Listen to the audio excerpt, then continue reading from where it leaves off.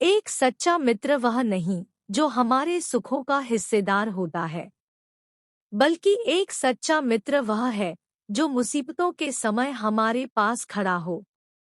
हमारे चेहरे पर देखते ही उसे हमारे हालातों का पता चल जाए, क्योंकि एक सच्चा मित्र ही अपने दूसरे मित्र के स्वभाव को भली भांति जान सकता है। हालांकि अच्छा मित्र न सिर्फ कोई बाहरी दोस्त बल्कि हमारे माता पिता, भाई बहन या फिर परिवार के अन्य सदस्य भी हो सकते हैं, क्योंकि हमारे परिवार के सदस्य हर वक्त हमारे साथ रहते हैं। इस कारण वे हमारे दुख दर्द को प्रत्येक समय भली भांति समझते भी हैं, वक्त रहते ही हमें उसका हल भी बता पाते हैं। जीवन में माता पिता के बाद एक मित्र ही ऐसा होता है जो हमें हमारे दुखों के वक्त सुकून दिला पाता है। मित्र शब्द ही एक ऐसा है जिसे सुनने के बाद लोगों के दुख दर्द हल्के हो जाते हैं। जब एक मित्र हमें कहता है कि तू टेंशन ना ले, मैं तुम्हारे साथ हूँ, ऐसा बोलते ही मानो ऐसा लगता है जैसे सारे दुख अपने आप ही टल गए। हमारा आने वाला भविष्य इस बात पर निर्भर करता है कि हमारे मित्र कैसे हैं, उनके साथ हमें क्या लाभ मिल पा रहे हैं। कहीं हम उनके साथ अपना भविष्य और भी खराब तो नहीं कर रहे हैं। क्योंकि हर किसी को दिए जाने वाले संस्कार अलग अलग होते हैं। आता एक खराब मित्र की संगति से एक अच्छा व्यक्ति भी दुर्गति के पथ पर चल सकता है। इसलिए हमें सोच समझकर ही लोगों के साथ दोस्ती करनी चाहिए। अगर हम बिना सोचे समझे किसी से भी दोस्ती करते हैं तो कुछ समय पश्चात हम भी अपने दोस्तों के जैसे व्यवहार ही अपना लेते हैं। कहा गया है, जैसा संग वैसा ही रंग। इसलिए हम अपने दोस्तों के साथ समय बिताने पर जिन बातों को सीखते हैं उन बातों का उपयोग हम अपने घर में करने लगते हैं। अगर वे बातें अच्छी होती हैं तो हमारा भविष्य भी अच्छा रहता है। यदि अच्छी नहीं होती फिर हमारा भविष्य भी मुश्किल में पड़ जाता है। इसलिए हमें अच्छे दोस्तों के साथ की जरूरत होती है। हम आज आपको दो दोस्तों की कहानी का उदाहरण देंगे जिन्होंने अपना जीवन तो एक ही परिस्थिति से शुरू किया, परंतु आप देखेंगे वे दोनों अपने दोस्तों तथा आदतों के बल पर किस प्रकार अपनी अलग अलग मंजिलों में पहुंच पाते हैं। दो दोस्त जिनका नाम रमेश और दिनेश था, ये दोनों एक ही कस्बे में रहते थे। दोनों के परिवारों की प्रारंभिक स्थिति भी समान ही थी। रमेश और दिनेश की उम्र में सिर्फ कुछ दिनों का ही फर्क था, जिस कारण इन्होंने अपना बचपन एक साथ ही व्यतीत किया। दोनों बचपन में साथ पढ़ते लिखते हैं, अपने मंजिल की तरफ एक ही स्थिति से आगे बढ़ते हैं।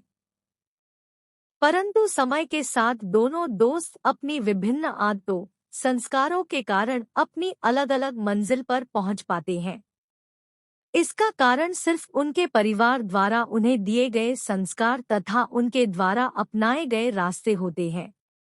क्योंकि हर वक्त यह इंसान ही निर्धारित करता है कि वह किस प्रकार अपनी मंजिल पर पहुंच सकता है, या फिर वह सिर्फ अपनी मंजिल के सपने देखता है।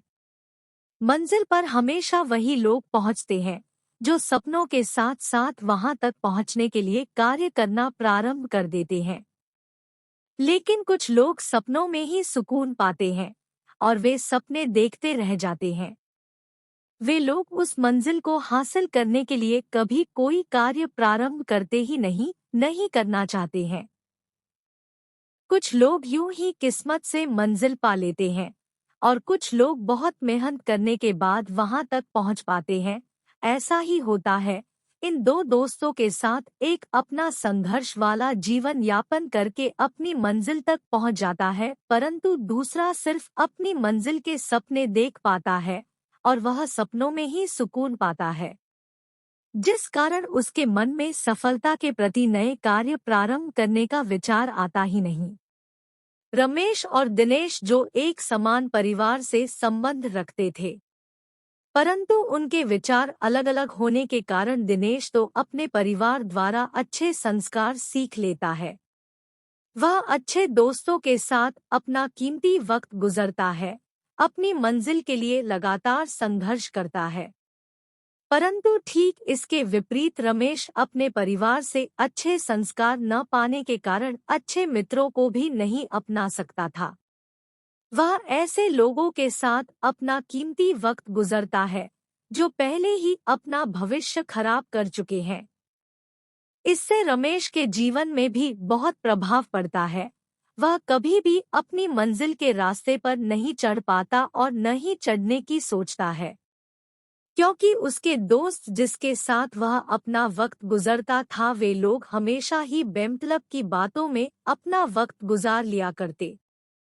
इसी कारण रमेश को भी उम्र बढ़ने के साथ साथ ऐसी ही बातों की आदत हो गई जिस कारण उसका भविष्य भी अब धीरे धीरे बर्बाद होता चला गया। जब बहुत सालों के बाद रमेश और दिनेश दोनों एक दूसरे के साथ मिलते हैं तो दिनेश एक महाविद्यालय में प्रोफेसर की उपाधि प्राप्त कर चुका होता है, जबकि रमेश आज भी अपने दोस्तों के साथ यूं ही टाइम गुजारा करता है। इस प्रकार यह दोनों दोस्त अपने जीवन में अच्छे संस्कार न मिल पाने के कारण अपने भविष्य निर्धारित करते हुए उस पथ पर चलते हैं जिसमें से दिनेश अच्छे संस्कारों के बलबूते एक सफल व्यक्ति बन पाता है, जबकि रमेश अपनी बुरी संगत और आदतों के कारण अपना भविष्य बर्बाद कर चुका होता है। इसलिए हमारे जीवन में हमारा भविष्य हमें बचपन में दिए जाने वाले संस्कार ही तय करते हैं कि हम आगे जाकर किस प्रकार के भविष्य को चुन सकेंगे। यहाँ हम आपके समक्ष उन मुख्य कारणों का वर्णन कर रहे हैं जिनकी वजह से एक तरफ दिनेश सफल बन जाता है, वहीं रमेश नाकामयाब बनकर रह जाता है। हमें इस कहानी से सीख मिलती है कि सफलता केवल अच्छे संस्कार, अच्छे मित्र, अच्छे परिवार तथा अच्छे विचारों में होती है। इसलिए हमें सफलता के मार्ग पर चलने के लिए इन सभी चीजों को जीवन में अपनाना चाहिए। दोस्तों, हम आशा करते हैं कि आपको मोरल स्टोरीज पढ़कर जरूर अच्छी लगी होगी और कृपया करके इन कहानियां को आप अपने दोस्तों और परिवार वालों के साथ शेयर जरूर करें और चैनल को सब्सक्राइब करें।